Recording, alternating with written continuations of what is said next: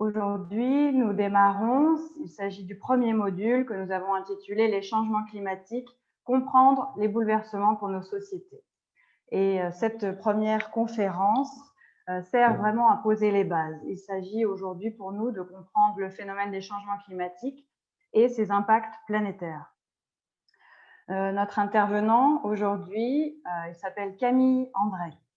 Il va activer sa caméra tout de suite pour que nous puissions le voir. Bonjour Camille, vous êtes connecté? Oui, tout à fait. Bonjour à toutes. Bonjour à tous. Bonjour.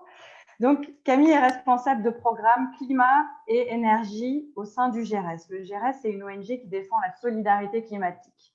Camille André est aussi chef de file de la commission climat et développement au sein de Coordination Sud. Donc, Camille, vous êtes économiste de formation, vous avez une spécialisation dans l'économie du développement et depuis 2014, vous avez développé une expertise particulière dans le domaine du plaidoyer et de la sensibilisation sur la lutte contre les changements climatiques. Vous travaillez aujourd'hui sur une variété de sujets au sein de l'équipe expertise du GERES. Vous faites des actions de capitalisation, de formation et aussi vous appuyez des programmes transverses puisque les changements climatiques touchent vraiment toute une variété de programmes et d'acteurs.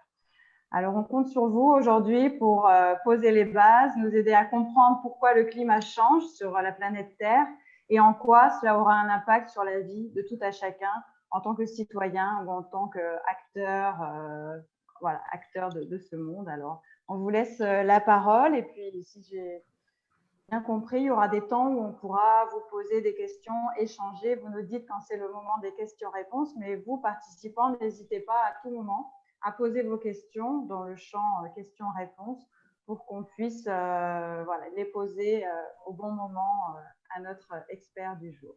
Je vous remercie. Donc, Camille, à vous la parole. Merci beaucoup, Elodie. Merci à toutes et tous pour ces introductions.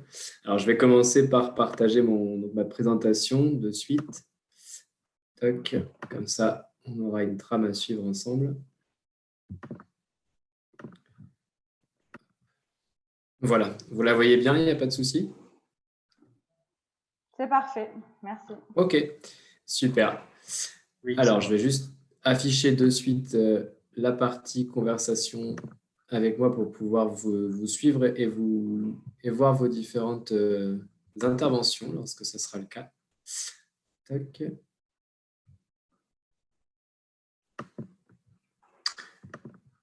Alors, pour l'instant, je ne l'ai pas.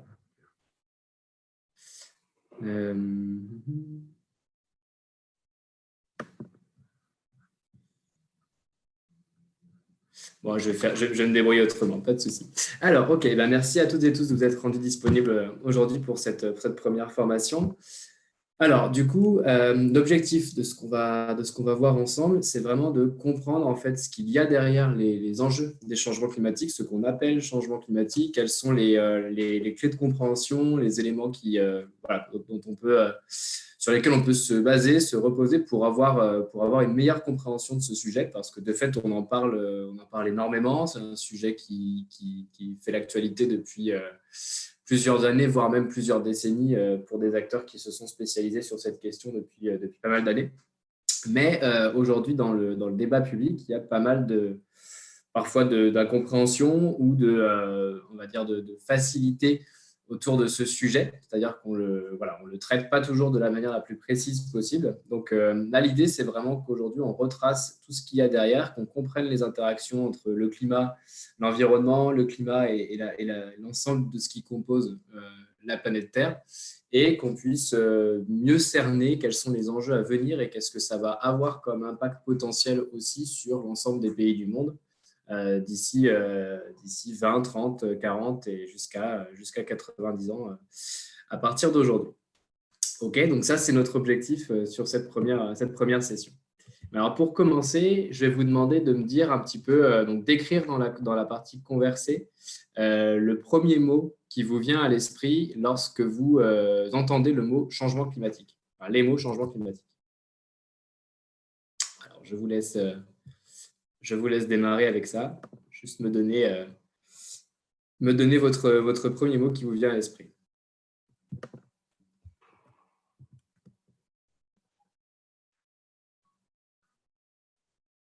Alors, je vais simplement couper à Je une me seconde permets la juste présentation. d'intervenir. Alors, vous voyez quand vous écrivez dans l'onglet discussion, si vous pouvez choisir l'option d'envoyer votre mot à tous les panélistes et participants, comme ça tout le monde pourra voir les contributions de chacun et pas seulement les panélistes.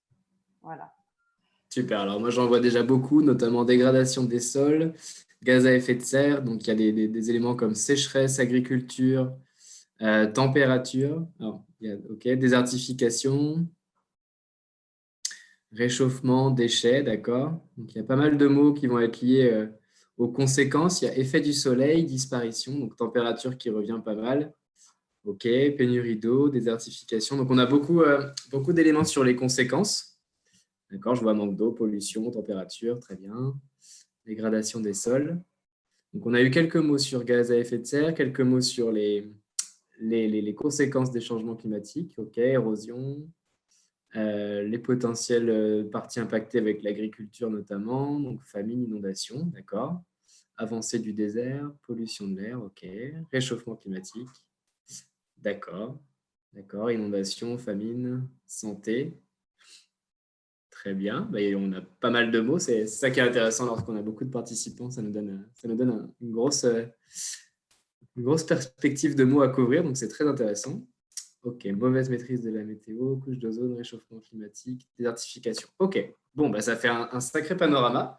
Alors l'idée, c'est que effectivement, on va quasiment l'ensemble des mots que vous avez utilisés ici, que vous avez proposés ici, on va en parler, on va les parcourir ensemble. Donc je remets ma présentation à partir de maintenant. Donc là, je vois plus la conversation. Du coup, si vous écrivez, il faudra plutôt que ça passe par l'onglet questions-réponses pour que Elodie, Ali et Tidiane puissent me faire un retour après. Ok, donc merci pour cette première étape. Alors, pour bien cerner ce qu'il y a derrière les changements climatiques, ce qu'il y a derrière cette notion de climat, il est vraiment important de revenir à la base de tout ça, c'est ce qu'on appelle le système climatique. Alors, en fait, pour comprendre ce phénomène, il faut comprendre une chose essentielle, c'est que tout ce qui compose notre Terre, son atmosphère, ses interactions avec les autres planètes, tout ça, c'est intimement lié depuis des millions et voire des milliards d'années. Depuis la création de la Terre, tout ça interagit de manière cyclique, de manière connectée. C'est-à-dire qu'on a des cycles qui fonctionnent. Par exemple, le cycle de l'eau, qui est un cycle assez connu de la part de toutes et tous généralement. On sait comment ça fonctionne. On a la chaleur du soleil qui va provoquer l'évaporation de l'eau douce, qui va provoquer la formation des nuages, qui va provoquer du coup des pluies qui vont, grâce à l'interaction avec la végétation, se permettre au cycle de l'eau de perdurer, de fonctionner. Et ben, tous ces fonctionnements-là, en fait, sont intimement liés, interagissent ensemble. Et du coup, ce qu'on va regarder lorsqu'on va étudier la question des changements climatiques, c'est quels sont les dérèglements, quels sont les changements qui se produisent sur ce système climatique et à quoi sont dus ces changements et quelles sont les conséquences potentielles qu'ils vont avoir sur le fonctionnement de l'ensemble de ces cycles. D'accord ? Donc, l'idée, c'est vraiment de comprendre l'ensemble de ces composantes du cycle, des systèmes climatiques, et d'étudier leurs évolutions. D'accord ? Alors, avant de commencer, il est vraiment important de se mettre très au clair et très au point sur ce qu'on appelle la sémantique des changements climatiques, les mots du climat. Et le premier mot à comprendre, c'est la notion de météo.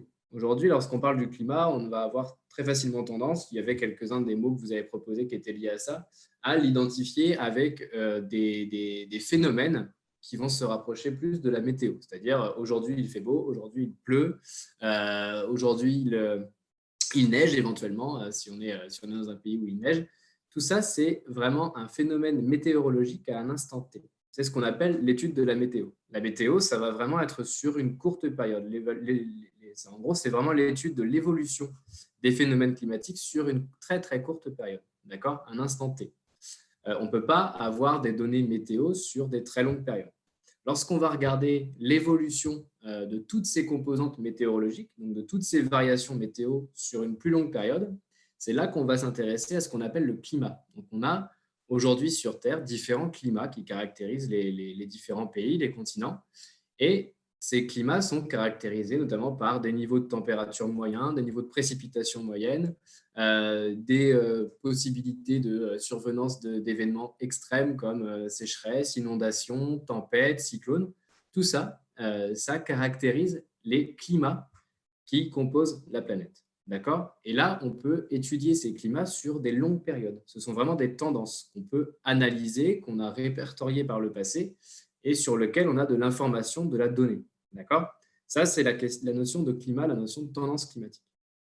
Et du coup, lorsqu'on étudie les changements climatiques, on va regarder les variations de ces tendances. C'est-à-dire que on ne va pas s'intéresser particulièrement à la question de la météo, du temps qu'il fait, mais on va vraiment regarder l'évolution de ces tendances dans le temps. Comment est-ce qu'elles ont évolué, comment est-ce qu'elles ont changé et comment est-ce qu'elles vont être amenées à évoluer dans le futur.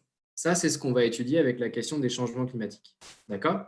Donc ça, c'est nos trois mots qu'il faut déjà bien avoir en tête et qu'il faut bien distinguer. C'est la question de météo, de climat et de changement climatique. OK? Ça, c'est la base, la sémantique. Derrière, l'autre caractéristique de notre système qui est extrêmement importante, c'est la question de l'effet de serre. L'effet de serre, je vais vous demander de faire un petit exercice dans votre tête pour visualiser et comprendre l'effet de serre. Donc, vous allez vous mettre dans la situation où vous êtes dans une voiture, d'accord? Vous êtes fenêtre ouverte, vous roulez tranquillement sur la route et la température à bord de votre véhicule va être à peu près similaire à celle de l'air extérieur. Si vous roulez toutes fenêtres ouvertes tranquillement, la température va être similaire à celle de l'air extérieur. Maintenant, vous arrivez à destination, vous fermez les fenêtres, vous garez la voiture, il n'y a pas d'ombre, donc vous laissez la voiture en plein soleil. Vous revenez dans le véhicule, vous allez voir qu'en fait, la température à bord va être irrespirable, va être bien plus importante que la température de l'air extérieur. Et bien, du coup, ça, c'est exactement la matérialisation de ce qu'on appelle l'effet de serre. C'est-à-dire que pour que notre planète fonctionne, il y a autour de notre planète, on a ce qu'on appelle l'atmosphère. Et l'atmosphère, elle est composée de plusieurs gaz à effet de serre qui proviennent de diverses origines. On a des gaz à effet de serre naturels et des gaz à effet de serre qui sont émis par les activités humaines. Mais si on regarde la situation initiale, cette atmosphère, elle est composée majoritairement de vapeur d'eau et elle permet aux rayons du soleil qui entrent sur la Terre de ne pas tous ressortir. Et du coup, elle permet au soleil de réchauffer la Terre pour permettre la vie sur Terre. D'accord? Ça, c'est l'effet de serre. Donc, sans effet de serre, c'est impossible. On ne peut pas avoir de vie sur Terre. Notre planète ressemblerait à une croûte de glace. On serait à peu près à moins 18 degrés en température. Alors qu'avec l'effet de serre, on a une température moyenne sur Terre qui est favorable à la vie. Et cette température moyenne sur Terre, c'est plus 15 degrés. D'accord? Donc, si on revient un peu sur tout ça, notre situation initiale, c'est vraiment cette situation où on a une atmosphère qui permet la vie sur Terre parce que les rayons du soleil sont captés, ne ressortent pas, ne repartent pas tous dans l'espace et donc permettent à la vie sur Terre de se développer et permettent du coup d'avoir des conditions qui sont favorables aux espèces végétales, aux espèces animales et bien sûr à l'espèce humaine. D'accord? Donc sans cet effet de serre, pas de vie. Et cet effet de serre est un phénomène entièrement naturel dans son état de base. D'accord? Ça, c'est tout ce qu'il nous faut comprendre sur ce qu'on appelle les mots du climat, sur ce qu'il y a autour de la question du climat. OK? Alors, là, c'est notre première étape sur les mots du climat. Est-ce que déjà, à ce stade, il y a quelques questions ou est-ce que pour l'instant, tout est clair? Est-ce qu'il y a des besoins de clarification?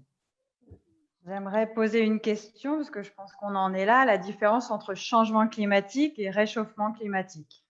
Oui, tout à fait. Alors du coup, vraiment la question du réchauffement climatique, c'est un élément des changements climatiques. D'accord? Ce que je disais tout à l'heure sur l'étude du climat, c'est l'étude de plusieurs tendances. Dans ces tendances, on a les températures principalement, les précipitations et la survenance des phénomènes extrêmes type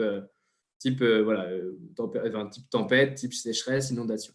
Et ben, du coup, ce qu'on appelle réchauffement climatique, c'est une de ces tendances et c'est celle qui concerne principalement les températures, c'est-à-dire l'accroissement des températures moyennes sur Terre. Et tout ça, on va le voir un petit peu plus en détail après, du coup, sur ce que sont les conséquences de la modification de cet état naturel de la Terre où on était à plus 15 degrés.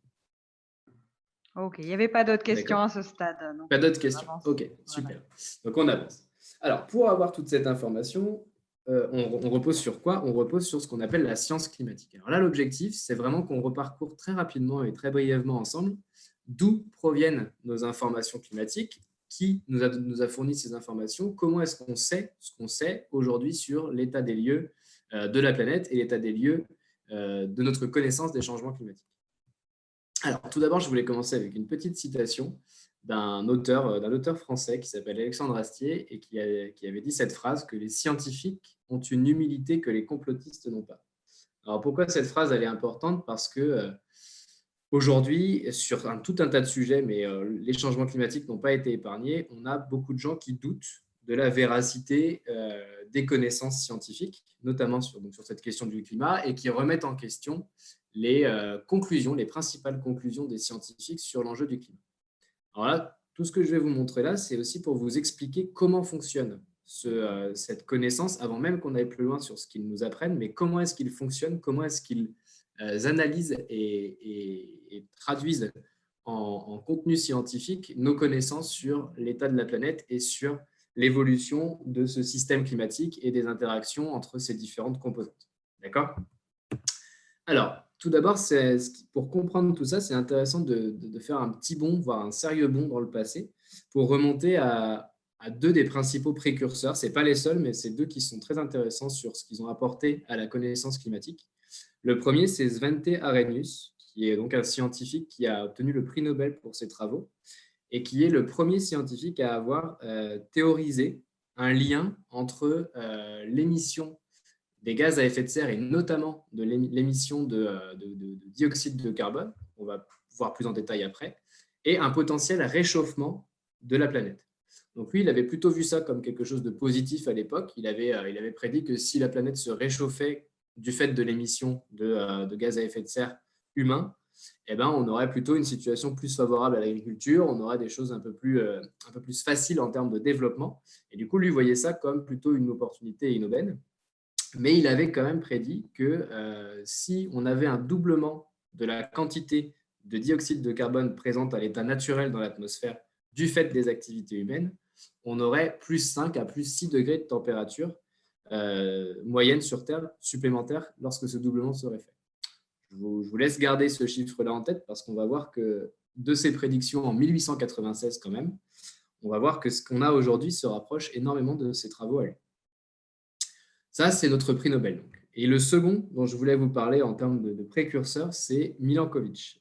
Milankovitch, c'est un scientifique qui est adoré, un mathématicien qui est adoré des complotistes, notamment, et des climato-sceptiques, parce qu'il a théorisé que le réchauffement de la planète avait suivi des cycles, enfin le réchauffement, les modifications de température sur la planète ont suivi depuis des centaines de milliers d'années des cycles de froid et chaud, qui étaient influencés principalement par la proximité de la planète Terre avec le Soleil, les interactions, les jeux entre les planètes, l'orientation de la Terre et l'activité volcanique.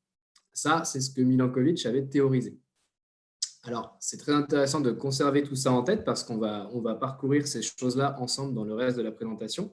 Et lui n'avait pas forcément du tout intégré au moment de ses travaux quel impact pourrait avoir ou aurait déjà pu avoir en 1930 les humains sur les modifications de ces cycles chaud-froid. D'accord? Donc ça, c'est nos deux précurseurs. Alors, bien sûr, entre 1896 et 1930 et la création du GIEC en 1984, il s'est passé énormément de choses. Il y a eu beaucoup de… Voilà, 1994, pardon. Il y a eu beaucoup de scientifiques qui ont abondé, qui ont continué à faire des travaux sur nos connaissances, sur l'état des lieux de nos connaissances sur les changements climatiques. Mais donc en 1988, c'est décidé le fait qu'on avait un besoin de mieux connaître et de mieux comprendre les phénomènes climatiques parce qu'on avait des alertes de plus en plus fréquentes de certains scientifiques qui disaient qu'on était en train d'entrer dans une phase de réchauffement et qu'on avait un besoin du coup de se renforcer, d'avoir une meilleure connaissance de l'état des lieux des connaissances climatiques.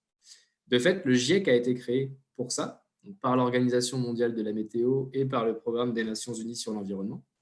Et le GIEC, du coup, c'est le groupe intergouvernemental d'experts sur l'évolution du climat.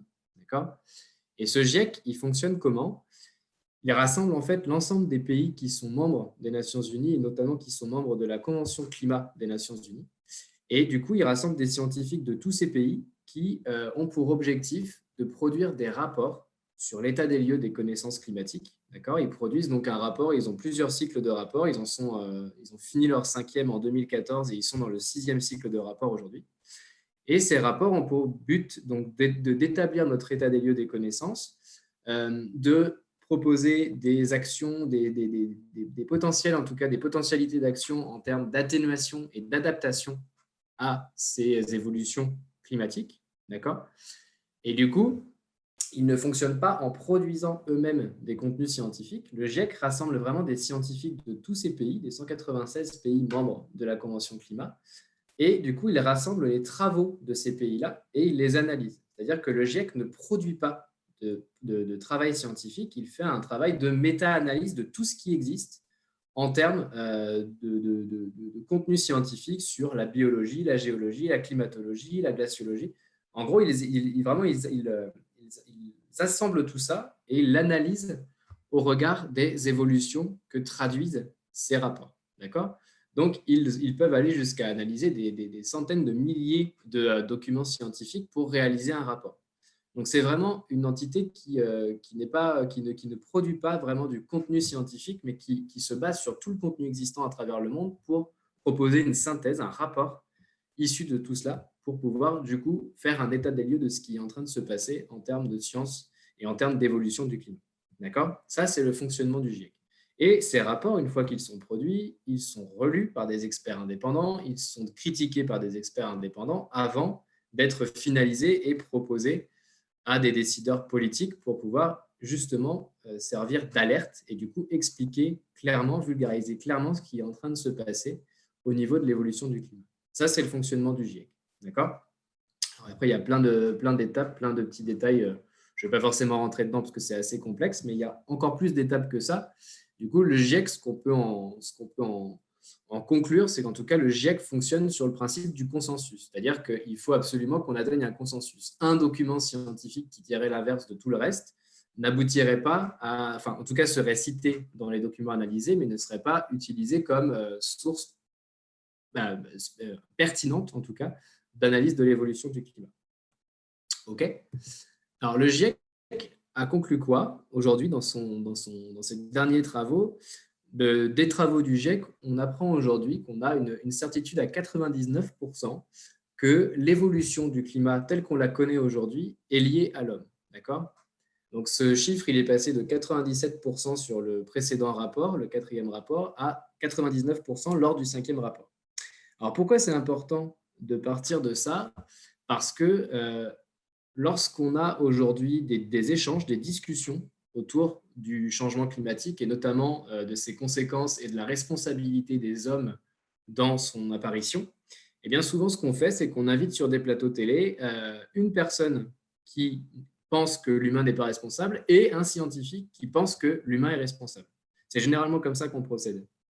Or, si on voulait faire les choses de manière équitable, on devrait inviter 99 personnes qui pensent que l'humain est responsable et une personne qui pense que l'humain n'est pas responsable. Et là, on aurait une représentation de ce qu'on appelle le consensus scientifique autour de la question des changements climatiques. C'est-à-dire qu'on n'a effectivement pas de certitude à 100%, parce que ça n'existe pas en science, mais on a une certitude à 99% que l'humain est bien responsable des changements climatiques. Ça, c'est une des choses que nous apprennent les travaux du GIEC après plusieurs cycles d'analyse et de travaux scientifiques. OK ? Donc ça, c'est juste pour vous remettre un petit peu de contexte là-dessus. Alors, quelle est l'autre conclusion principale du GIEC ? C'est qu'on a aujourd'hui 2 gaz à effet de serre qui sont principalement responsables des évolutions climatiques qu'on va voir ensuite. Ces 2 gaz à effet de serre sont des gaz à effet de serre qui sont d'origine anthropique. Donc, comme je vous l'ai dit au début, l'effet de serre, il était là avant nous et il sera potentiellement là après nous si on n'arrive à pas encore tout abîmer. Mais l'effet de serre a toujours été un phénomène qui a permis la vie sur Terre. Et comme je vous le disais aussi, la composition de l'atmosphère, elle est principalement faite de gaz à effet de serre d'origine naturelle. La grosse différence, c'est que depuis que l'être humain est arrivé sur Terre, 2 nouveaux gaz à effet de serre se sont accumulés dans l'atmosphère. ces gaz à effet de serre, c'est le dioxyde de carbone et le méthane. Et le dioxyde de carbone est principalement émis lorsqu'on a des actions de combustion. Donc, à partir du moment où on a inventé le feu, finalement, à partir du moment où l'humain a inventé le feu, il a commencé à émettre du dioxyde de carbone dans l'atmosphère. Et le méthane est, lui, un gaz qui est plutôt issu de tout ce qui est décomposition des matières organiques. Et du coup, le méthane a un pouvoir réchauffant qui est entre 25 et 30 fois supérieur au dioxyde de carbone. D'accord ? Ces deux gaz sont donc les principaux gaz émis par l'activité humaine. Ce sont des gaz principalement d'origine anthropique. D'accord ? Et c'est là où on va concentrer ensuite les travaux et nos analyses sur l'évolution et les effets des changements climatiques. C'est à partir de ces deux gaz-là. D'accord ? Donc ça, c'est pour notre partie très scientifique. OK ? Est-ce que c'est clair jusqu'ici ? Est-ce qu'il y a des questions, des premières questions-réponses sur cette partie très précisément ?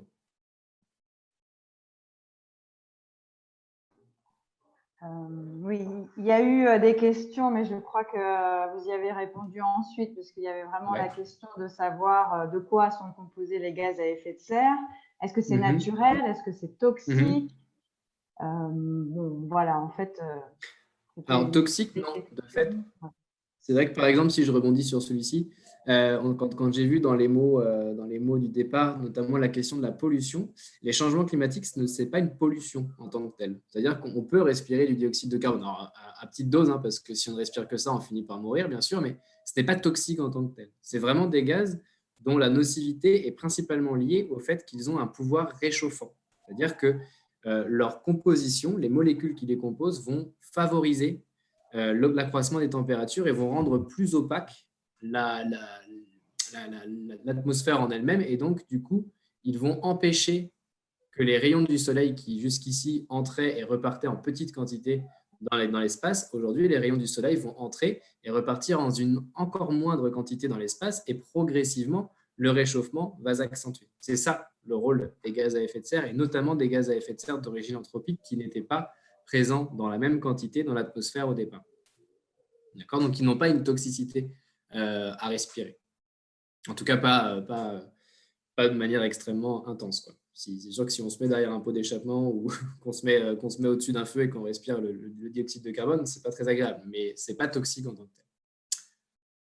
OK, alors, s'il n'y a pas d'autres questions, là, je vous propose qu'on passe aux mots du climat, mais plus les mots MOTS, mais les mots MAUX. Et du coup, qu'on regarde quelles sont les conséquences et qu'est-ce que nous ont appris les travaux scientifiques en termes de conséquences, d'effets et d'impact des changements climatiques. OK ? Alors, tout d'abord, donc là, je vais vous reposer une petite question. Donc, j'y ai un petit peu répondu, mais pas encore à 100%. Et puis, vous avez le droit aussi d'avoir votre opinion là-dessus. Donc, je vous mets une phrase. Et dans le chat en conversation, vous me dites si vous êtes d'accord ou pas d'accord avec cette phrase. Donc, vous dites juste d'accord, pas d'accord.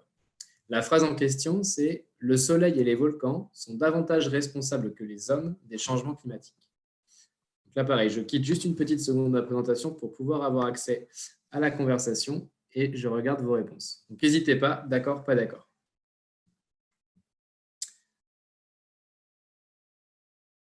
D'accord, pas d'accord, d'accord. Alors, j'ai une majorité de pas d'accord jusqu'ici. J'ai eu quand même quelques d'accords qui apparaissent. OK. OK, donc j'ai toujours une majorité. Il y a quand même des d'accords qui apparaissent. OK. Alors, je regarde en même temps, hein, donc du coup, je vois beaucoup de pas d'accord, mais il y a des d'accords. D'accord, ça marche. Je pense qu'on est sur un petit 70-30 quand même. Il y a pas mal de d'accords. OK. OK, super. Alors, je laisse encore une petite dizaine de secondes pour ceux qui n'auraient pas eu le temps de donner leur avis. OK. Bon, il y a quand même les deux. Donc, on a pas mal de d'accord, pas mal de pas d'accord. Alors, l'idée là, c'est qu'on va essayer de comprendre ce qu'il y a derrière cette phrase et pourquoi, enfin, du coup, qu'est-ce qu'est la réponse, en fait, finalement, face à cette question et à cette affirmation. Alors, pour comprendre tout ça, on va revenir à un autre scientifique, un peu moins ancien celui-là, qui est un scientifique français qui, en 1986, donc Lorius, qui est donc un scientifique, un glaciologue, est parti faire une expédition dans l'endroit le plus froid de la planète, donc en Antarctique. Et il avait en gros, pour objectif dans cette expédition, c'était d'analyser la composition des glaces à l'endroit le plus froid du monde et du coup d'analyser et de comprendre ce qu'il y avait dans cette glace-là. Donc un soir à la fin du travail, il était en train de boire un verre avec des collègues et il a utilisé un des glaçons utilisés dans la journée qu'il a mis dans son verre. Et en fait, il a observé, lorsqu'il buvait son verre, qu'il y avait des petites bulles d'air qui remontaient à la surface de ce qu'il était en train de boire. Et il a compris qu'en fait, dans le glaçon, ces bulles d'air étaient potentiellement des bulles qui contenaient l'air qui était présent sur la Terre lorsque la glace s'est formée. Donc, si cette glace n'avait jamais fondu, eh ben, c'était l'air de cette époque-là. D'accord ? Donc, si on analysait ces bulles d'air, on pouvait retracer, comprendre la composition de l'atmosphère à cette époque, d'accord ? À l'époque où la glace s'est formée. Ça, c'est son intuition. Maintenant, il fallait le démontrer. Donc, ce qu'il a fait, Claude Lorius, c'est qu'il a travaillé avec les Soviétiques et avec les Américains pour pouvoir aller chercher les plus profondes carottes de glace qu'avaient fait les Soviétiques dans l'Arctique. Et il a pu remonter très, très, très, très loin dans l'histoire de l'humanité en allant chercher, du coup, des glaces qui emprisonnaient des bulles d'air qui du coup s'était formé il y a plusieurs centaines de milliers d'années. D'accord ? Donc ça a été son apport à la science climatique, qui est un apport vraiment, vraiment massif. D'accord ? Donc ce qu'il a fait, c'est qu'il est revenu en France en gardant ses carottes glacées et il a analysé toutes ces bulles d'air, d'accord ? Année par année et profondeur par profondeur de la glace. Et qu'est-ce qu'il a obtenu ? Il a obtenu ces deux courbes. D'accord ? Donc celle que vous avez au-dessus, c'est l'évolution de la concentration de CO2 dans ces bulles d'air. D'accord ? Donc, on va dire que c'est l'évolution de la concentration de CO2 dans l'atmosphère, dans l'air. D'accord ? Donc, vous observez que sur 800 000 ans d'évolution, cette concentration a effectivement augmenté et diminué. D'accord ? Donc là, il n'y a pas d'humain. On est sur les 800 000 premières années, 800 000 ans avant l'an zéro. Donc, il n'y a pas encore d'humain sur cette analyse-là. Et on voit qu'effectivement, on a eu des cycles où le CO2 a augmenté dans l'atmosphère, le CO2 s'est réduit. Et ce qu'il a mis, donc pour mesurer ça, on utilise ce qu'on appelle les microparticules, les particules par million, pardon, les ppm, c'est ça que ça veut dire ppm, c'est les particules par million. Donc du coup, c'est l'analyse de la concentration du CO2. D'accord ? Donc on voit qu'on a ces phénomènes de hausse et baisse sur un format cyclique du CO2. Et du coup, il a aussi analysé la température de l'air qui est contenu dans ces bulles d'air, d'accord, en parallèle. Et vous voyez qu'en fait, à quelques années, à quelques centaines de milliers d'années près, eh bien, lorsque le CO2 augmente en concentration, la température augmente elle aussi, d'accord ? Et vous voyez qu'en fait, on retrouve donc l'intuition de Milankovitch sur les cycles naturels d'évolution du climat. On avait bien des phases de réchauffement et de refroidissement de la Terre sur les 800 000 dernières années. Maintenant, ce que je vous demande de regarder bien précisément, c'est sur ces 800 000 ans de données, regardez quel niveau n'a jamais dépassé la concentration de CO2. Elle n'a jamais dépassé 280, voire 300 sur un pic, autour de il y a moins 300 000 ans à peu près. D'accord ? Donc, on voit que c'est resté stable sous cette valeur-là et que c'est rarement descendu en dessous de 200. Donc, nos taux moyens restaient en tout cas autour de 250, 280. D'accord ? Ça, c'est notre situation normale, donc avant l'apparition de l'homme. Mais ce qu'a aussi observé Lorius, c'est que dans les dernières glaces, et là, du coup, bien sûr, je vous l'ai mis à jour avec les dernières données, donc il n'a pas observé jusqu'à ce chiffre-là. Mais en tout cas, ce qu'il a observé dans son travail, en fait, c'est la rupture provoquée par l'émergence des activités humaines et notamment par la révolution industrielle en 1850. Et en fait, à partir de 1850, les chiffres s'affolent et du coup, la concentration en CO2 dans l'atmosphère augmente massivement. Et vous voyez que ce qui s'est passé, c'est qu'on a détruit complètement ce cycle naturel du carbone. On est aujourd'hui à 414 particules par million dans l'atmosphère en concentration de CO2, ce qui fait qu'on atteint aujourd'hui un niveau qui n'a jamais été atteint en 800 000 ans, d'évolution climatique. D'accord ? Ça, c'est la découverte de Lorius et c'est ce qui aujourd'hui caractérise principalement la question des changements climatiques. C'est ce qu'il faut comprendre principalement. Alors, quels sont les responsables de ça? Donc là, je vous mets les principaux chiffres, en fait. Donc, les principaux responsables de tout ça, c'est bien entendu, du coup, les activités humaines. Les êtres humains sont les principaux responsables.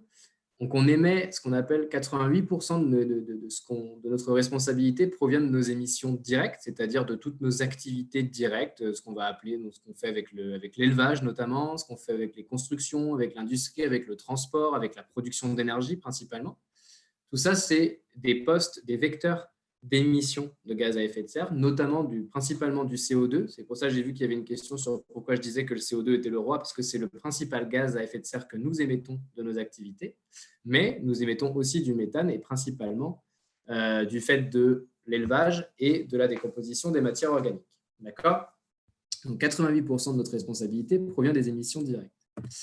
Et 12% proviennent des émissions indirectes, c'est-à-dire notre impact sur la déforestation, sur tout ce qu'on fait en termes d'usage des sols, les incendies qui se provoquent du fait de nos activités. C'est ce qu'on appelle les émissions indirectes, d'accord, qui sont liées à nos activités, mais qui ne sont pas émises directement. Donc, qui proviennent plutôt de la destruction, on va dire, de ce qu'on appelle les puits de carbone, donc de ce qui jusqu'ici, dans notre système climatique, étaient des vecteurs de captation du CO2. OK ? Alors, de fait, ces puits de carbone, aujourd'hui, on estime qu'ils captent chacun à peu près un tiers des émissions supérieures qu'on émet. D'accord ? Donc, le principal puits de carbone, ça reste la somme des forêts et des sols qui captent environ 30% de ce que nous émettons aujourd'hui en tant qu'humains. Et les océans captent à peu près, autour de 30%, 26% aujourd'hui, des émissions supplémentaires que nous émettons du fait de nos activités. D'accord ? Donc, nos deux puits de carbone principaux, c'est forêt, sol d'un côté et océan et mer de l'autre. D'accord ? Donc, tout ça, c'était supposé venir réguler ce qu'on émettait de façon supplémentaire. Mais vous voyez bien que lorsqu'on fait 100 moins 29 plus 26, on n'obtient pas 100. Enfin, on n'obtient pas 0 du coup. Donc, ça veut bien dire qu'on a une partie de ce que nous émettons qui n'est pas captée par les capacités naturelles de la Terre, que ce soit les sols, les arbres ou les océans. Donc, ça va dans l'atmosphère. Et c'est cette partie-là qui n'est pas captée qui, aujourd'hui, provoque cette situation-là, c'est-à-dire cette rupture qui fait que l'accumulation dans l'atmosphère se fait. Avant qu'on arrive, en fait, les océans, les sols et les arbres permettaient la régulation naturelle. Alors, il y avait des émissions supplémentaires, notamment liées aux activités qu'on va voir ensuite, le soleil, les volcans, tout ça, c'est réel.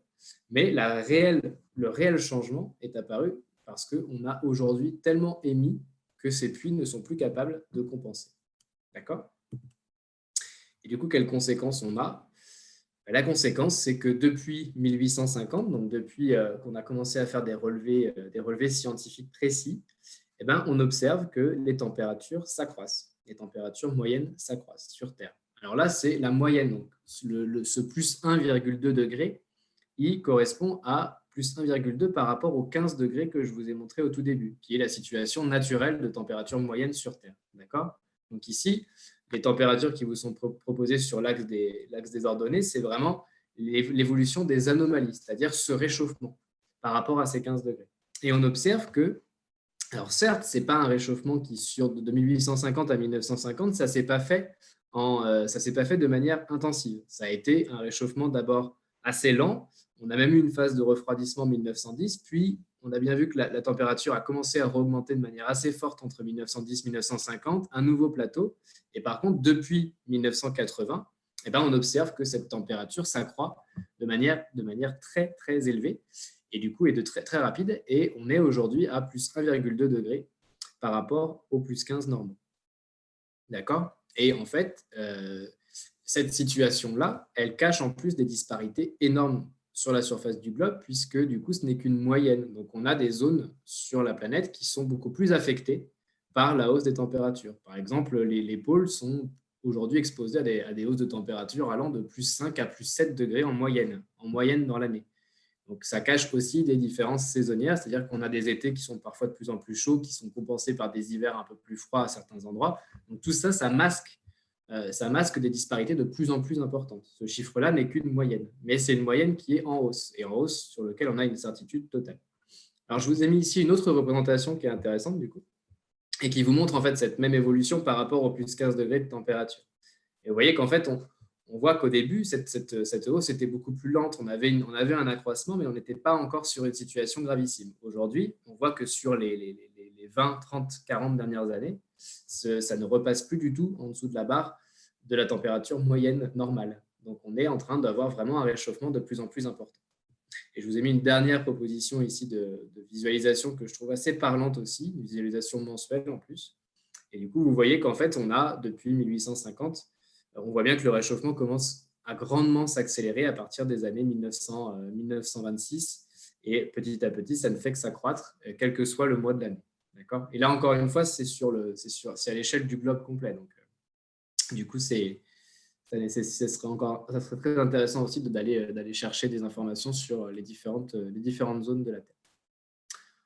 Voilà. Alors, du coup, je vais revenir à notre question de responsabilité, puisque du coup, j'ai vu qu'il y avait pas mal de personnes qui étaient d'accord avec le fait que le Soleil ou les volcans étaient plus responsables de cette évolution que les humains. Alors, du coup, ce que vous avez ici, je ne les ai pas en français, je suis désolé, elles n'existent pas en français, mais vous avez ici l'évolution des températures, d'accord ? Ça, c'est votre courbe noire. Et vous avez en parallèle, là, c'est l'évolution de ce qu'on appelle en gros les changements de direction et d'inclinaison de la planète. D'accord ? Donc, le orbital changes. Vous voyez qu'en fait, on n'a quasiment aucune modification de l'orientation de la planète sur la période 1880-2005. Par contre, les températures ont augmenté. Donc, pas de chance, c'est pas ça. Alors, est-ce que ça serait le Soleil ? Donc là, vous avez l'évolution, les variations de l'influence et de l'impact des cycles du Soleil sur la Terre. Et vous voyez qu'en fait, cette évolution-là, elle ne traduit absolument rien en termes de température, puisqu'elle est restée plus ou moins stable avec quelques pics. Et même lorsqu'on voit qu'il y a un pic à un moment qui ne se matérialise pas du tout, enfin, qui n'a pas pour conséquence une augmentation des températures. Donc, pas de chance, ce n'est pas le Soleil non plus. Est-ce que c'est les volcans ? Eh bien, on observe que non. Alors, les volcans, ils ont une activité qui est plus intense, mais quelle que soit l'évolution de leur activité, on voit que ça n'est en aucun cas corrélé, en tout cas visuellement, à la courbe des températures. Alors que quand on fait la même chose avec l'évolution du CO2 et du méthane et des autres gaz à effet de serre, ben voilà ce qu'on observe. C'est-à-dire que techniquement, même sans faire un énorme travail scientifique d'analyse, d'autres l'ont fait, donc ces données-là sont fiables, hein, mais lorsqu'on superpose les deux courbes, on voit qu'à partir du moment où les gaz à effet de serre commencent à décoller et commencent à s'accumuler dans l'atmosphère, la température suit. Voilà, ça, c'est notre situation climatique actuelle. OK ? Alors, avant qu'on passe à la suite, est-ce qu'il y a des questions sur cette partie des mots du climat, du coup, de la situation telle qu'elle est aujourd'hui ? Je vois qu'Élodie m'avait prévenu qu'elle devait partir, donc je crois qu'on n'est plus qu'avec Tidiane et Ali, mais est-ce qu'il y a des questions ?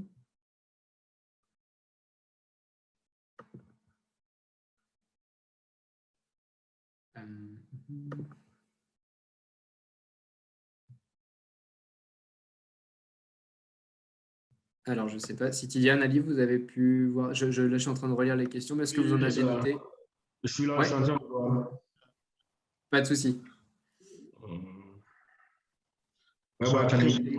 Quelles sont les conséquences du changement climatique sur la santé ? Ouais, alors ça, on va le voir. On y arrive. Ok. Par contre, dans les chats, il y a une question. Est-ce qu'au niveau du GIEC ou INCC, les organisations civiles sont considérées au moins en tant qu'observateurs, car elles sont plus en contact avec la population par ricochet les réalités des pollutions environnementales? Oui, tout à fait. Les OSC sont des observateurs au niveau du GIEC, de la Convention cadre des Nations Unies et du GIEC. Oui, tout à fait. OK. Alors, si je comprends bien, c'est l'homme qui est le responsable. Bah, tout à fait, oui. Tout à fait. OK. Alors, ce que je vous propose maintenant, parce que là, on a dressé le tableau de ce qu'on sait et de ce qu'on a vu, mais maintenant, qu'est-ce que les scientifiques nous apprennent sur le potentiel futur climatique ? Qu'est-ce qui va potentiellement se passer dans l'avenir ? Alors, tout d'abord, je vous propose cette citation donc, qui vient du secrétaire général de l'Organisation mondiale de la météo, donc, qui a expliqué que le dioxyde de carbone demeure pendant des siècles dans l'atmosphère et encore plus longtemps dans les océans. Donc, la dernière fois que la Terre a connu une teneur en CO2 comparable, donc vous avez vu le niveau de concentration qu'on a vu tout à l'heure. Là, c'était il y a 3 à 5 millions d'années. Vous voyez, c'est vraiment, c'était même pas sur les 800 000 ans observés par Lorius grâce au relevé. C'était il y a 3 à 5 millions d'années. Et ce qui nous l'apprend, ça, c'est la géologie et l'étude de ce qu'il y a dans les roches. Et la température était alors de 2 à 3 degrés plus élevée qu'aujourd'hui et le niveau de la mer était supérieur de 10 à 20 mètres au niveau actuel. Mais la question, c'est qu'on n'était pas 7,7 milliards et qu'on ne dépendait pas autant de la Terre pour se nourrir et pour vivre. D'accord? Donc ça, c'est le fond de ce qu'a expliqué le secrétaire général de l'OMS. Vous voyez, la situation est réellement inquiétante puisqu'on n'a jamais observé ça depuis plus de 3 millions d'années. Ok, alors là, je vous repropose une petite question avec laquelle vous devez me dire si vous êtes d'accord ou pas d'accord. Alors, cette phrase, c'est une phrase que j'ai sortie d'un débat de télé que j'ai pu observer ici. Et cette phrase, c'est 0,2 degrés dans 50 ans, on ne s'en rendra même pas compte. Donc là, pareil, je vous laisse me dire si vous êtes d'accord ou pas d'accord avec cette affirmation. Pareil, vous l'écrivez dans le chat directement. D'accord, pas d'accord. Alors, pas d'accord, pas d'accord. OK. Alors, il y a des d'accord. OK, OK. Alors, c'est assez équilibré aussi.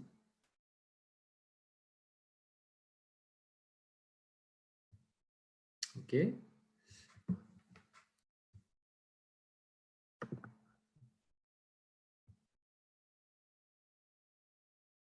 Ok, alors j'ai pas mal de pas d'accord là qui reviennent, mais il y a aussi des d'accords. Ok, donc c'est encore une fois, c'est assez équilibré comme celle de tout à l'heure.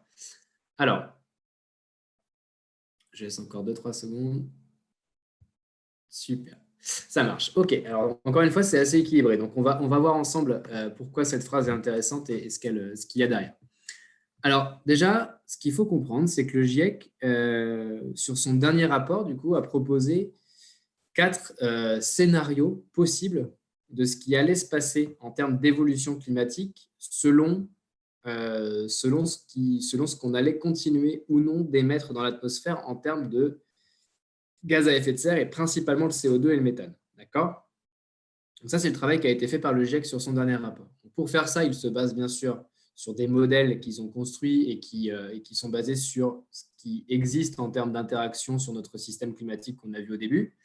Donc, tous ces modèles-là, ils dépendent vraiment d'énormément de paramètres. Et le paramètre qu'ils ont fait varier, c'est la concentration dans l'atmosphère du CO2 issu des activités humaines, et du CO2 et du méthane issus des activités humaines notamment.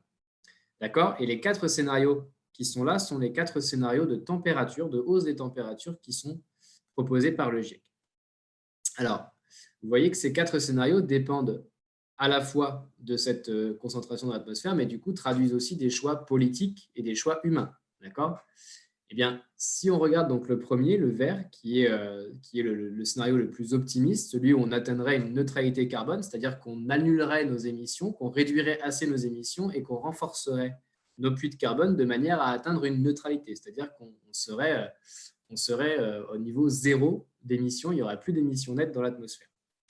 Si on fait ça, on s'oriente progressivement vers un réchauffement à 2 degrés Celsius. D'accord? Donc, on va quand même aller, dans ce cas-là, vers plus de 2 degrés. C'est-à-dire qu'il faut essayer de viser une neutralité carbone encore plus rapide que ça si on veut rester sous la barre des 2 degrés Celsius. Alors, le scénario que vous voyez en orange, donc qui est le troisième au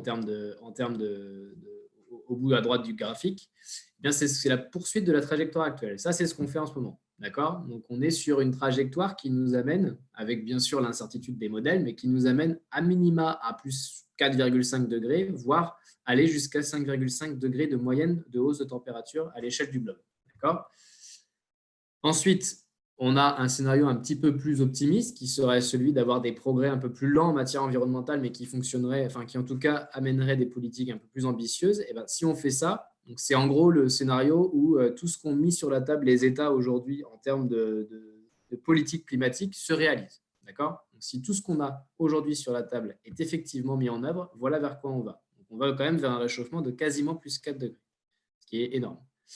Et le dernier scénario, qui est bien sûr le pire, serait celui où on n'arrête pas d'aller chercher des énergies fossiles, où on n'engage pas de transition, où on ne fait pas de changement en termes de politique du tout, Et en plus de poursuivre la trajectoire actuelle, on va en chercher plus encore. Donc, on cherche à accroître la croissance par les énergies fossiles.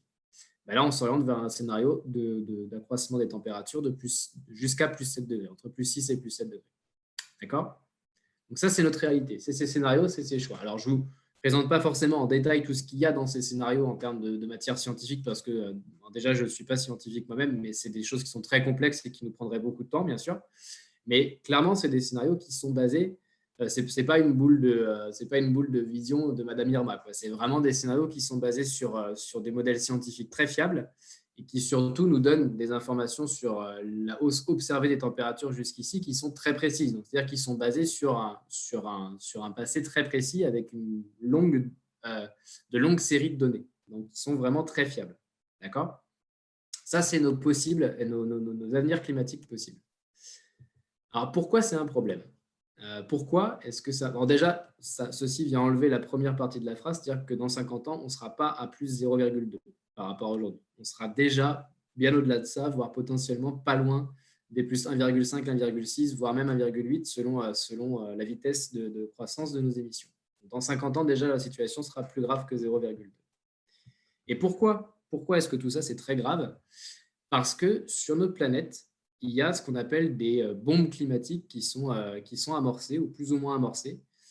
Et la première et la principale d'entre elles, c'est la question du permafrost. Je ne sais pas si ce mot vous est connu, mais en fait, c'est comme ça qu'on nomme la croûte de glace qui, normalement, ne dégèle pas, qui est permanente et qui entoure l'océan Arctique, dans le pôle Nord. Et bien, en fait, cette croûte de glace qui ne dégèle pas, elle enferme aujourd'hui une quantité énorme de matières organiques qui sont issues du coup de la décomposition des animaux qui étaient là à l'époque préhistorique, qui donc du coup sont morts et ont été recouverts par cette couche de glace lors de la dernière phase glaciaire. Et toute cette matière organique-là, en fait, si le permafrost dégèle, eh bien, elle va être du coup soumise aux rayons du soleil et à la chaleur et va progressivement se décomposer. Et en se décomposant, elle va émettre du méthane.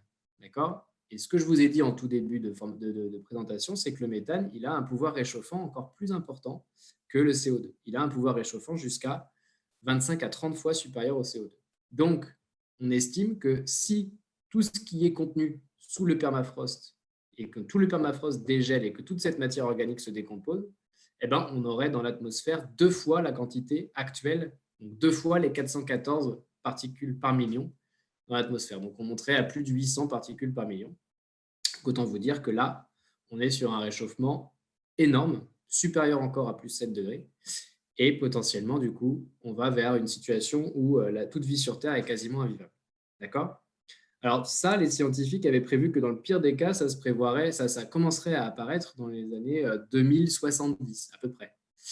Et le problème, c'est qu'on a eu cette année des phases de réchauffement tellement fortes sur le pôle Nord, on a eu des incendies quand même au nord du Groenland et en Arctique, et on a observé que le dégel du permafrost est en train de démarrer, et il démarre beaucoup plus vite que prévu.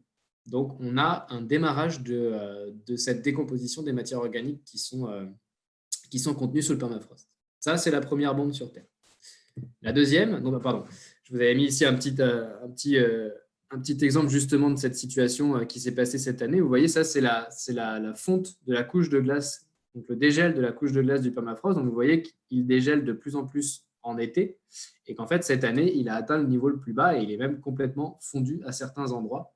Là, c'est un relevé qui a été fait au niveau de la mer de l'Aptève. Et du coup, vous voyez qu'en fait, on est aujourd'hui à une situation où, bien sûr, ça se reforme en hiver, mais au moment où ça dégèle, eh ben, ces matières organiques se décomposent. D'accord ? Et c'est finalement assez récent, ce dégel rapide. Puisque du coup, encore en 2016-2017, ça ne descendait pas aussi bas. Donc, on n'avait pas un dégel complet. Aujourd'hui, on a un dégel complet. C'est-à-dire que la surface de glace n'est plus là. Ça, c'est notre situation du permafrost.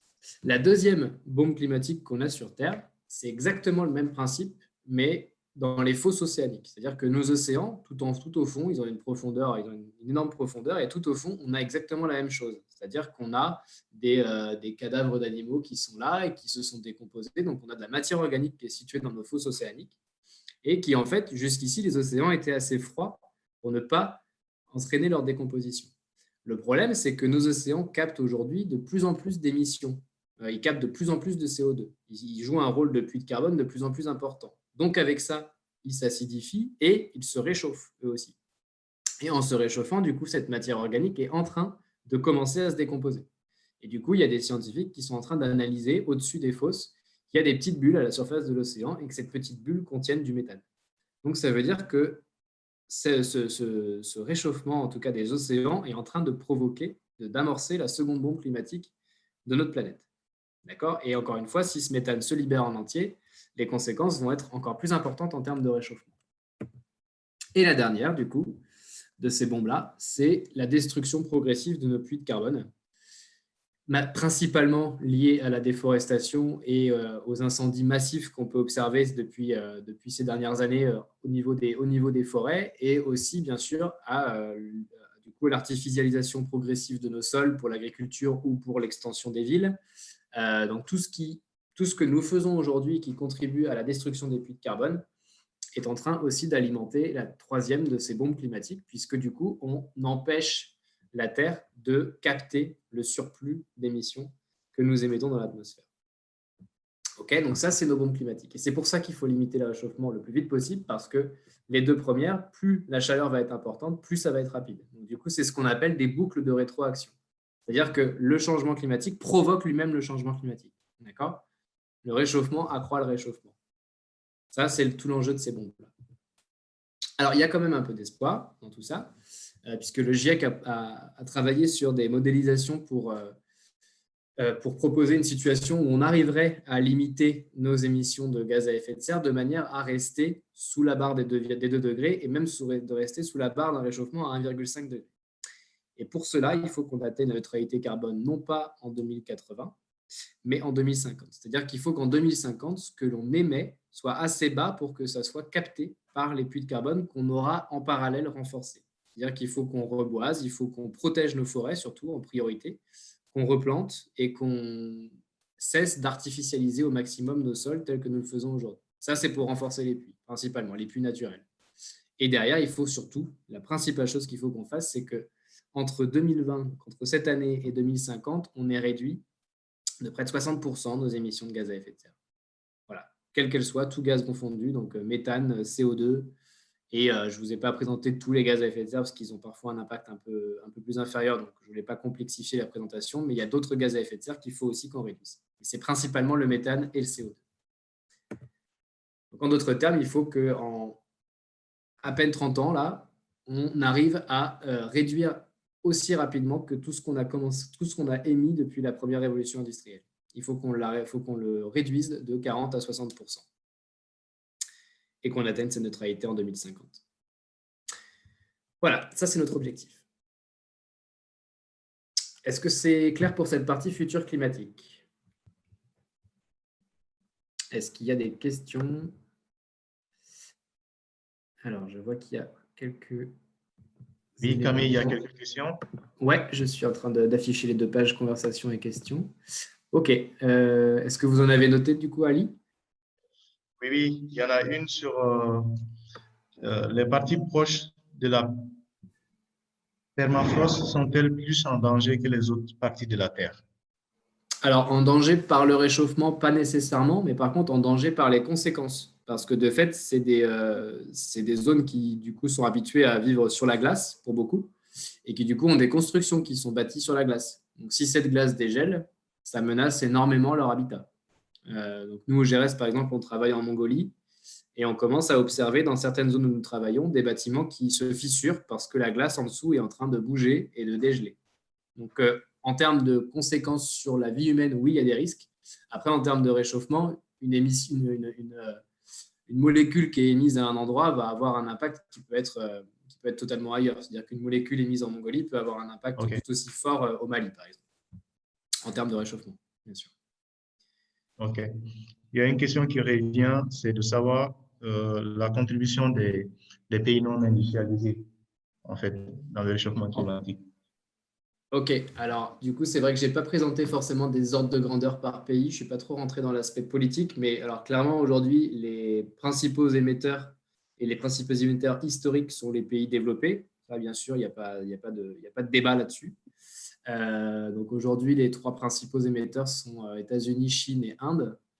Et historiquement, les principaux émetteurs sont en gros les pays de l'OCDE, donc les pays européens, les États-Unis et Canada, Australie, Nouvelle-Zélande, qui sont des pays qui ont massivement émis, et bien sûr les pays pétroliers comme le Qatar. Après, ce qui est intéressant, c'est aussi de regarder les niveaux d'émissions par habitant, et du coup de sortir de cette logique juste le pays en tant que tel, mais aussi du coup de regarder le mode de vie, le mode de production et le mode de consommation. Et là, on observe du coup des différences assez fortes. Et de fait, les pays les plus responsables par leur mode de vie, de production, de consommation, sont les pays les plus développés, les pays historiquement les plus développés. Je pourrais vous envoyer des ordres de grandeur là-dessus si ça vous intéresse. Je ne les ai pas mis dans la présentation. OK, pas d'autres questions? On avance?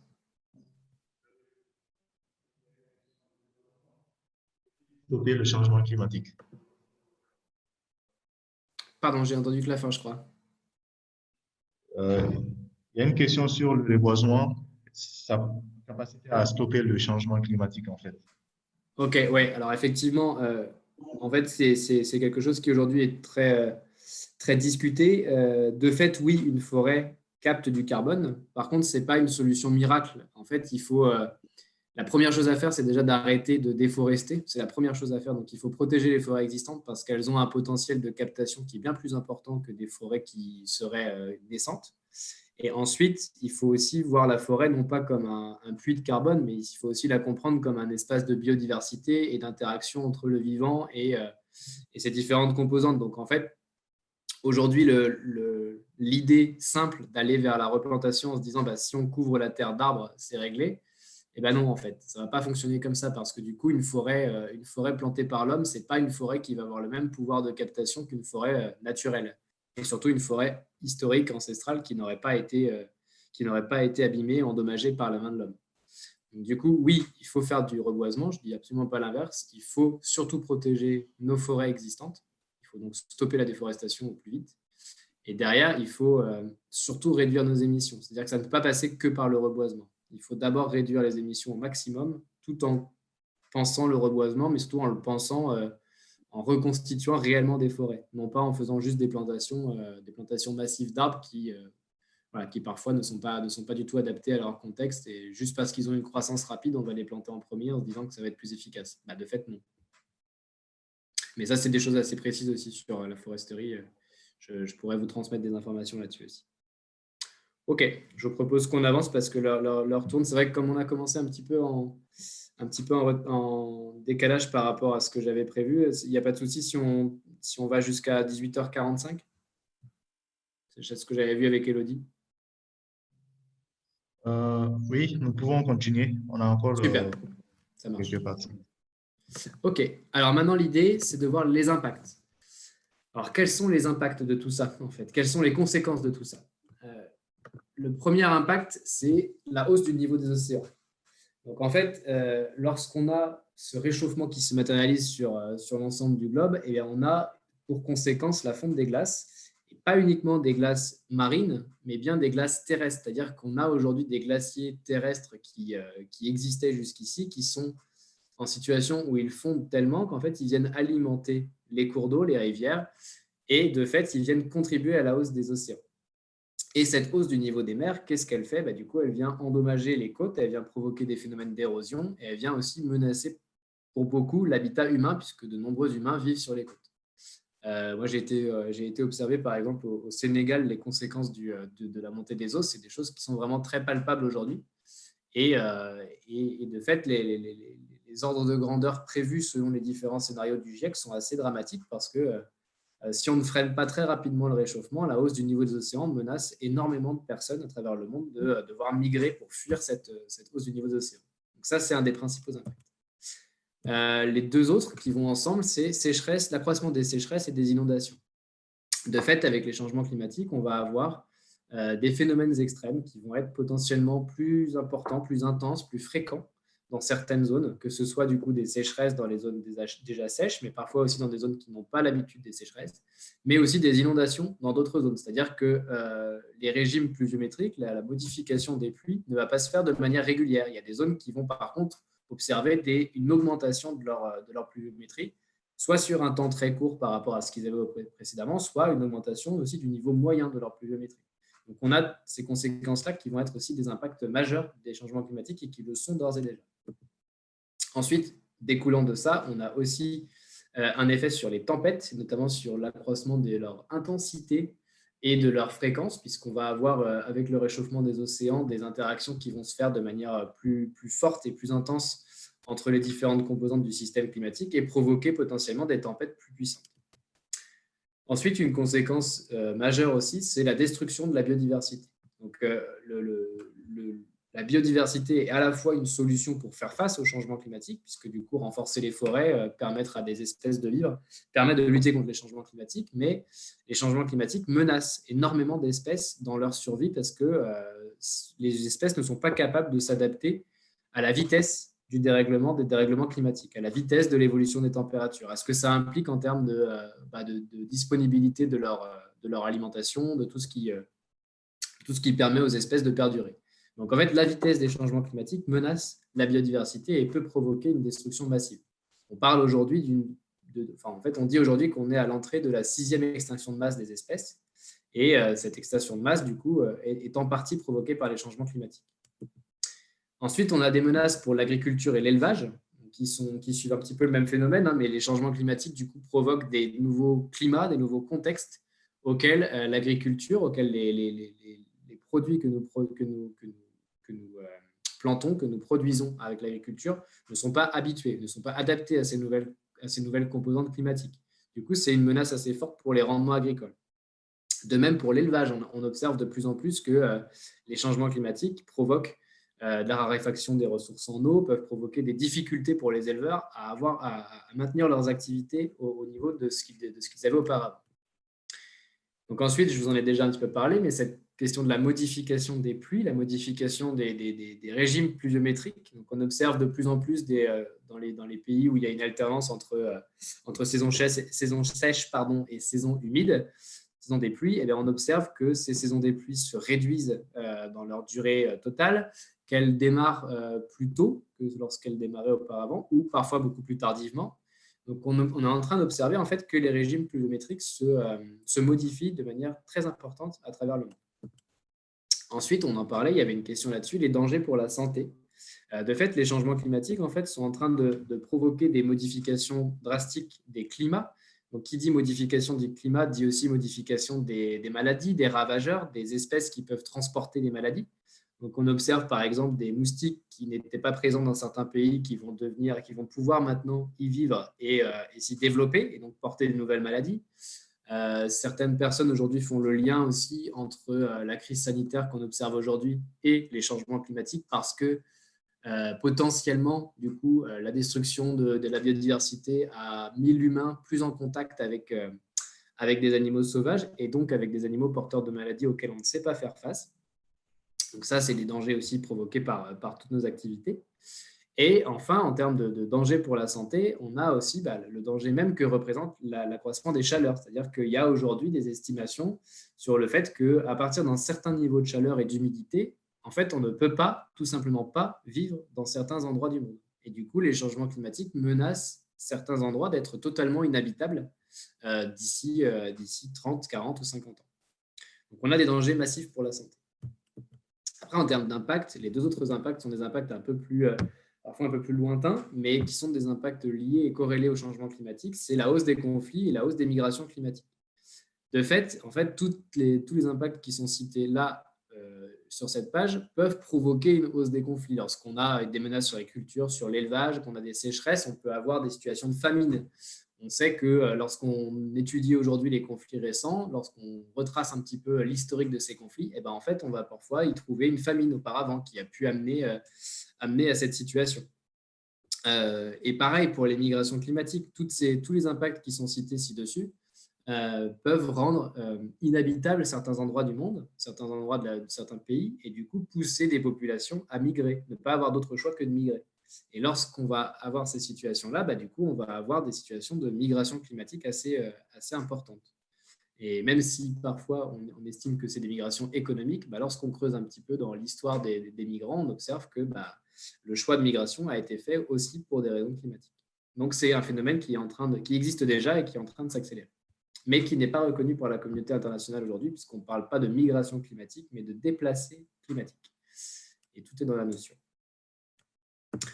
Ok, et là, ici, je vous ai mis une carte que je vous laisserai regarder parce elle vous répertorie en 2020 les principaux impacts climatiques relevés. Alors, ils n'y sont pas tous, mais il y en a, ils sont parmi les principaux et parmi les plus puissants, en tout cas, les plus meurtriers aussi, puisque du coup, on a quand même des ordres de grandeur qui sont massifs. Voilà. Donc ça, c'est la carte pour vous montrer aussi que du coup, tous les pays du monde, quels qu'ils soient, sont concernés par les impacts des changements climatiques. Certes, certains vont être plus victimes ou alors vont avoir des impacts plus forts auxquels ils ne pourront pas forcément faire face à la même vitesse. Mais dans tous les cas, les changements climatiques concernent tout le monde. Tout le monde est menacé. Puisqu'on a eu un record de température, par exemple, dans la vallée de la mort, de plus de 55 degrés aux États-Unis. États-Unis qui, jusqu'à il y a quelques mois, ne croyaient pas au changement climatique en la personne de leur président. Donc, ils ont tout intérêt aujourd'hui à changer leur fusil d'épaule et à se remettre dans la lutte contre les changements climatiques de manière active parce qu'ils ne seront pas plus épargnés qu'un autre pays. Et on peut dire ça pour de nombreux autres pays du monde. OK. Alors, je propose qu'on traite la question de la réponse politique au même temps et on prendra une phase de questions-réponses juste après, histoire de pouvoir finir dans les temps. Alors, quelle réponse politique on a mis face à tout ça ? La principale réponse politique, c'est l'accord de Paris. Alors, je pense que pas mal d'entre vous ont dû en entendre parler. Cet accord a été signé en 2015 par 197 pays et à l'heure actuelle, 189 pays l'ont ratifié. Cet accord, pourquoi est-ce qu'il est la clé de voûte de la lutte contre les changements climatiques à l'échelle internationale ? Parce qu'il est le premier accord universel sur la lutte contre les changements climatiques. C'est-à-dire que tous les pays du monde se sont engagés sur des objectifs, sur un objectif commun de limitation des températures et surtout sur des engagements pour atteindre cet objectif. Et ça, c'est la grande nouveauté de cet accord-là, parce que jusqu'ici, on avait un principe qui disait que c'était les pays qui étaient responsables qui devaient limiter leurs émissions et que c'était les seuls à devoir faire une action. Avec l'accord de Paris, tous les pays se sont engagés à pouvoir être sur une trame de développement qui soit compatible avec le climat et avec la lutte contre les changements climatiques. Alors, bien sûr, les pays qui sont historiquement responsables et qui sont aujourd'hui les plus responsables ont des engagements beaucoup plus forts à faire que des pays qui ne sont pas responsables ou qui n'ont jamais été jusqu'ici. Mais de fait, l'idée est que chacun puisse mettre sur la table des engagements qui vont les mettre sur une trajectoire compatible avec l'objectif de l'accord de Paris. Et cet objectif, c'est quoi ? C'est contenir l'élévation de la température moyenne de la planète nettement en dessous de 2 degrés par rapport au niveau pré-industriel, c'est-à-dire par rapport aux températures avant 1850, et poursuivre l'action menée pour limiter l'élévation de la température à 1,5 degré par rapport à ces mêmes niveaux. D'accord ? Donc l'objectif, il découle aussi des choses qu'on a vues ensemble auparavant, c'est-à-dire que si on dépasse un certain seuil d'élévation de température, on va avoir ces bombes climatiques incontrôlables qui vont se déclencher. Donc, l'objectif de l'accord de Paris, c'est aussi d'empêcher ça, c'est de mettre les pays sur une trajectoire de développement qui n'entraîne pas ces conséquences. D'accord ? Alors, malheureusement, cet accord de Paris, donc, il a été signé en 2015 lors de la COP 21. Et depuis, les COP successives n'ont pas forcément donné les résultats escomptés. Donc, déjà, lors de la COP 22, il y a eu l'élection de Donald Trump aux États-Unis qui a jeté un froid assez fort sur les négociations climatiques. Et ensuite, on est entré dans une période où de nombreux pays ont un peu freiné leurs engagements. Certains ont essayé de pousser, d'autres ont freiné. Et on a observé des vieux débats qui sont revenus sur la table des négociations, notamment sur la mise en place de l'accord de Paris et ce qu'on appelle le guide d'application de l'accord de Paris, le rulebook en anglais. Et en fait, ce rulebook a mis énormément de temps à être appliqué. En gros, c'est l'accord de Paris, c'est le cadre de loi et le rulebook, c'est les décrets pour les mettre en œuvre. Et ben en fait, là-dessus, il y a eu énormément de débats qui ont alimenté les COP depuis la COP 21. Et à la COP 25, on a plus ou moins eu un accord, mais il reste encore un article qui n'est pas traité et qui est un article assez important, qui du coup devra être traité à la COP26. Donc, même si cet accord est là, il ne se suffit pas en tant que tel et il faut que les pays que les pays qui veulent en tout cas être des acteurs de la lutte contre les changements climatiques continuent de pousser pour que cet accord soit effectivement mis en place. C'est-à-dire que rien n'est encore joué, quoi. C'est une super bonne base, mais ça ne suffira pas en soi. Et du coup, cet accord de Paris, il a un autre pendant qui est l'agenda 2030. C'est-à-dire qu'au-delà de regarder uniquement la question climatique, les pays se sont aussi accordés sur des objectifs de développement durable, c'est-à-dire des objectifs à atteindre de manière universelle. Là aussi, ce n'est pas les pays développés vers les pays en développement qui donnent des ordres, ce n'est pas ça. C'est vraiment l'idée de construire ensemble ces objectifs-là. Il y en a 17. Et du coup, l'idée, c'est vraiment de pouvoir mettre en œuvre des actions qui vont être cohérentes avec les engagements pris dans le cadre de l'accord de Paris, donc cohérentes avec la lutte contre les changements climatiques, mais des actions qui vont aussi permettre un développement durable pour toutes et tous. Donc là-dedans, il y a la lutte contre la pauvreté, il y a la lutte contre la faim, la lutte contre les discriminations entre les sexes, un meilleur accès à l'eau, un accès à l'énergie qui soit plus équitable et qui couvre et qui soit plus accessible pour toutes et tous aussi. La lutte contre les inégalités, enfin bref, tous ces objectifs-là, en fait, ont des indicateurs, ont des cibles précises.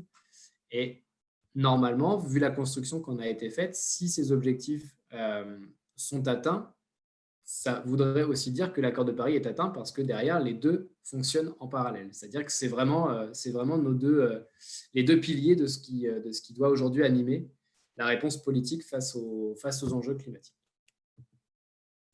Et ce qui est intéressant, c'est vraiment de réfléchir ça en mettant les changements climatiques au centre de l'analyse. Parce qu'en fait, là, ce que je vais essayer de vous montrer un petit peu à travers un petit atelier interactif, c'est qu'en fait, on ne peut pas atteindre ces objectifs de développement durable si on ne lutte pas contre les changements climatiques. Pourquoi ?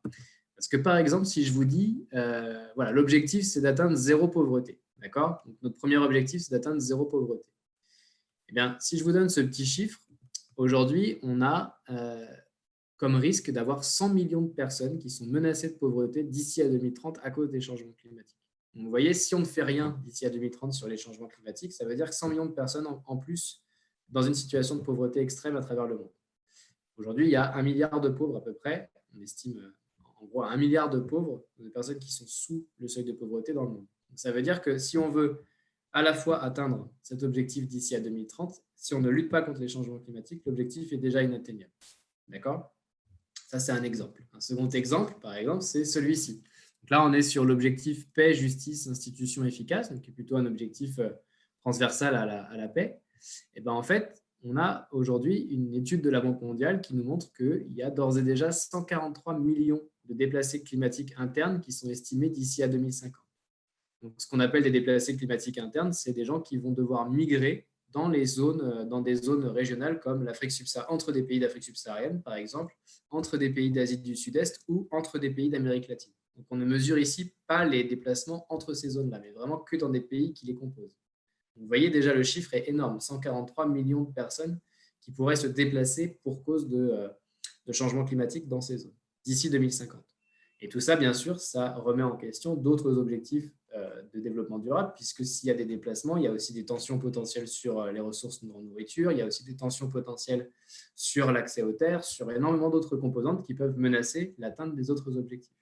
Donc, lutter contre les changements climatiques, c'est aussi prendre ça en compte.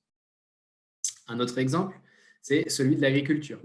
Le GIEC estime aujourd'hui que si on a un réchauffement climatique qui est même limité à plus de degrés d'ici 2100, eh ben on aura quand même avec ça une diminution du bétail de pâturage de 7 à 10% à l'échelle planétaire, parce qu'on n'aura plus assez d'eau avec un réchauffement à plus de degrés pour les alimenter. On n'aura plus assez de céréales pour les alimenter, parce qu'il faudra aussi alimenter les humains. Vous voyez, tout est connecté.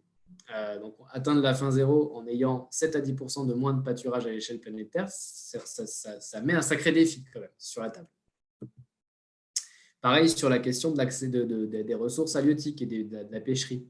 On estime que les volumes de pêche vont être réduits de 1,5 million de tonnes par an si on est sur un réchauffement à plus 1,5 degré, alors qu'ils le seront de 3 millions de tonnes par an sur un réchauffement à plus 2 degrés. Donc ça, c'est les chiffres du GIEC aussi. Et en fait, ça, c'est lié au fait que le réchauffement des océans, l'acidification, la pollution par les déchets plastiques aussi, tout ça, ça menace la reproduction des espèces halieutiques. Et du coup, ça menace aussi des populations qui dépendent des poissons et de toutes les espèces qui sont présentes dans l'océan pour vivre. D'accord? Donc, encore une fois, là, s'il n'y a pas de lutte contre les changements climatiques, du coup, l'objectif sur la vie aquatique est profondément menacé. Et enfin, le dernier que je vous propose ici, celui de la santé. On estime aujourd'hui que 250 000 décès supplémentaires par an entre 2030 et 2050 pourraient être liés uniquement aux conséquences des changements climatiques sur les maladies, sur la prévalence de certaines maladies. Donc, encore une fois, cet objectif, il n'est pas atteignable d'ici à 2030 s'il n'y a pas une lutte active contre les changements climatiques. Vous voyez, en fait, là, je vous en ai présenté que certains d'entre eux, mais pour l'ensemble de ces objectifs-là, les changements climatiques sont une menace énorme sur leur atteinte et sur leur possibilité d'atteinte. Mais les objectifs en eux-mêmes sont aussi une réponse possible à l'enjeu climatique. Donc, il faut vraiment penser ces deux agendas ensemble, l'accord de Paris et l'agenda 2030. Et c'est ce qu'essayent de faire beaucoup d'acteurs aujourd'hui, à la fois des responsables politiques, mais aussi des acteurs de la société civile qui essayent de mettre en place des projets qui prennent ces enjeux-là ensemble. Et je voulais finir sur cette partie du lien climat avec les objectifs de développement durable en faisant un petit lien avec la situation du Covid-19, puisque du coup, je trouve que cette image est très parlante, puisqu'aujourd'hui, on a mis beaucoup de temps à réagir et on est paralysé par une situation sanitaire. Et en fait, en termes d'ordre de grandeur, la prochaine vague qu'on va sûrement prendre, c'est la question de la récession économique qui va suivre cette crise sanitaire, et en fait qui masque elle-même la vague du changement climatique, qui masque lui-même la vague potentielle de l'extinction des espèces et de la destruction de la biodiversité. Et du coup, toutes ces crises successives-là nous menacent. Donc, si on n'est pas capable de faire face aujourd'hui à une crise sanitaire, qu'est-ce que ça implique sur nos décisions politiques pour les prochaines vagues à venir? Voilà ce que je voulais vous montrer sur ça. Et on arrive à la phase questions-réponses de manière plus globale. Donc, on a parcouru l'ensemble des contenus. Donc, maintenant, je suis à votre disposition pour répondre aux questions. OK. Merci beaucoup, Camille. De rien. Je vais vous remonter quelques questions. Super. La première, c'est en quoi le changement climatique entraîne la hausse des conflits? Entraîne la hausse des conflits. Alors, du coup, c'est vrai que ce n'est pas forcément une conséquence directe. Ça va être une conséquence de conséquences. C'est-à-dire que les changements climatiques, comme ils augmentent les sécheresses, ils peuvent réduire les rendements agricoles, ils peuvent provoquer des déplacements de population. S'il y a par exemple une montée des eaux, il faut que les populations qui étaient sur les côtes se déplacent. Tout ça, ça provoque des bouleversements. Alors, il y a des pays qui ont des capacités pour s'adapter à ça, mais il y a aussi des pays qui aujourd'hui sont déjà fragilisés par d'autres menaces, quelles qu'elles soient, des menaces alimentaires, des menaces de conflits potentiels entre des populations. Et ben, tous ces bouleversements-là ne vont faire qu'accroître ces risques-là, accroître ces vulnérabilités existantes, ces vulnérabilités sous-jacentes. Et en fait, c'est en ça que les changements climatiques sont en fait un facteur d'aggravation de ces vulnérabilités et peuvent conduire à des situations de conflit plus fortes, à des situations de migration, de conflit, et des situations qui peuvent venir accroître ces tensions-là. Donc, ce n'est pas un effet direct. Ce n'est pas parce qu'il va faire plus chaud qu'il y aura plus de conflits. Ce n'est pas aussi simple que ça. Ça passe par d'autres phénomènes et par d'autres conséquences intermédiaires. Ouais, je pense que votre réponse cadre avec la situation actuelle au Mali, à l'intérieur du pays surtout. Une autre question, en quoi l'accord de Paris est-il efficace? Est-il efficace? Pour l'instant, en tout cas, il ne l'est pas. Enfin, très franchement, hein, aujourd'hui, les émissions de CO2 augmentent. Donc, ça veut dire que l'accord de Paris est une base pour engager les États et pour les mettre sur une trajectoire qui va être compatible avec ces objectifs. Mais à l'heure actuelle, les émissions de CO2 à l'échelle mondiale augmentent. D'accord ? Donc, il y a eu bien sûr la crise Covid et les confinements dans pas mal de pays qui ont été un frein pour certains pays en termes d'émissions de CO2. Mais dans tous les cas, pour l'instant, l'accord de Paris n'a pas encore donné ses résultats. Là où il est efficace, c'est qu'il a fait en sorte que les pays mettent sur la table leurs engagements. C'est-à-dire qu'aujourd'hui, les 197 pays qui ont signé l'accord de Paris et les 189 qui l'ont ratifié ont produit ce qu'on appelle une contribution à cet accord à l'atteinte des objectifs de l'accord de Paris. Contribution déterminée au niveau national. C'est les CDN en français ou NDC en anglais. Et en fait, ces contributions, c'est des scénarios que les pays mettent sur la table pour parvenir à limiter le réchauffement à 1,5 et à 2 degrés. Et en fait, c'est en ça que l'accord de Paris est efficace, parce que le fait que tous les pays du monde mettent ces contributions sur la table, ça permet d'avoir une ligne directrice à suivre dans l'ensemble des politiques. Donc, ça ne se suffit pas en tant que tel comme document, bien sûr, ça ne suffit pas, mais derrière, ça implique qu'il faut mettre en place des actions politiques pour aller suivre ces objectifs, aller suivre ces scénarios et du coup, limiter les émissions. Donc, c'est en ça que l'accord de Paris est efficace. Mais en tout cas, qu'il est amené à l'être dans les années à venir. OK. Alors, il y a une autre question. Pourquoi ne pas émettre d'autres gaz à effet de serre pour neutraliser ceux qui causent des problèmes?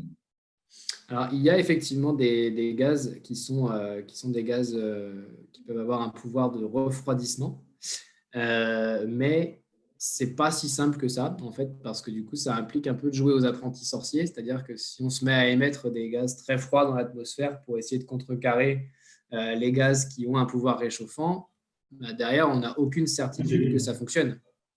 Et du coup, ça peut toujours échapper à la main de l'homme, alors qu'on a des solutions très concrètes pour pouvoir limiter le réchauffement climatique. On sait comment faire, il faut réduire nos émissions. Donc, aller émettre un nouveau gaz en faisant de pari qu'il va refroidir, c'est très risqué. Et ça n'a aucune garantie de réussite en plus. Merci pour ces réponses. Je ne sais pas si vous souhaitez dire un mot pour la fin. Pardon, excusez-moi, ça a coupé, Ali, je n'ai pas bien entendu votre question.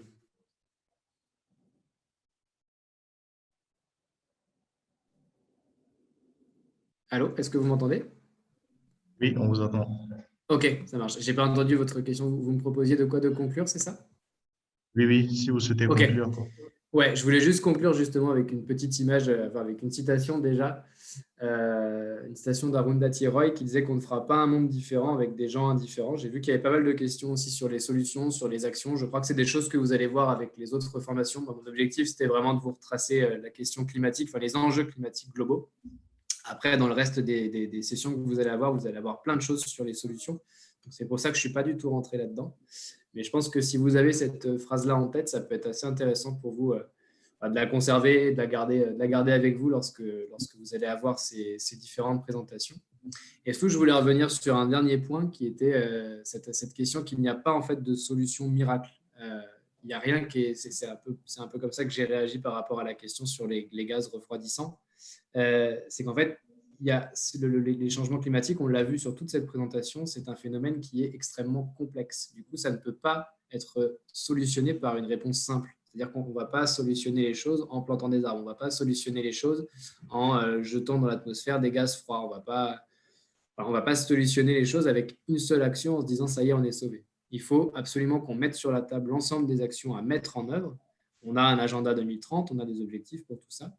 Et du coup, l'objectif, c'est aller vers une transition écologique et solidaire un peu plus pensée, un peu plus réfléchie, qui ne doit pas se faire au détriment des gens qui souffrent déjà aujourd'hui. Donc, ça ne doit pas être une transition qui va nuire aux plus pauvres, aux plus vulnérables. Il faut que tout soit pensé et tout soit réfléchi. Et ça implique d'avoir en tout cas des décideurs politiques qui sont informés de ces questions et qui sont prêts à mettre sur la table, à prendre des décisions qui vont avoir un impact très fort sur nos différents choix. Mais en tout cas, ça ne peut pas être tout blanc, tout noir. Il n'y aura pas une solution miracle. Il n'y a pas rien qui fonctionne. C'est-à-dire qu'il faut tout réfléchir ensemble. Et voilà, j'espère que j'ai essayé de vous donner un peu d'informations pour comprendre tout ce qu'il y a derrière tout ça, mais toutes ces questions de changement climatique et les enjeux. Mais voilà, je sais que vous allez voir encore plein de choses sur les restes de la formation. Donc, voilà, c'était l'idée de vous mettre une première chose en tête. Merci beaucoup, Camille. Merci pour cette présentation qui était très, très interactive. Alors, chers participants, je vous invite à répondre au sondage que nous venons de lancer Pour le moment, je vois 6 personnes qui ont répondu. Ils nous permettront d'améliorer la qualité des présentations à venir, en fait.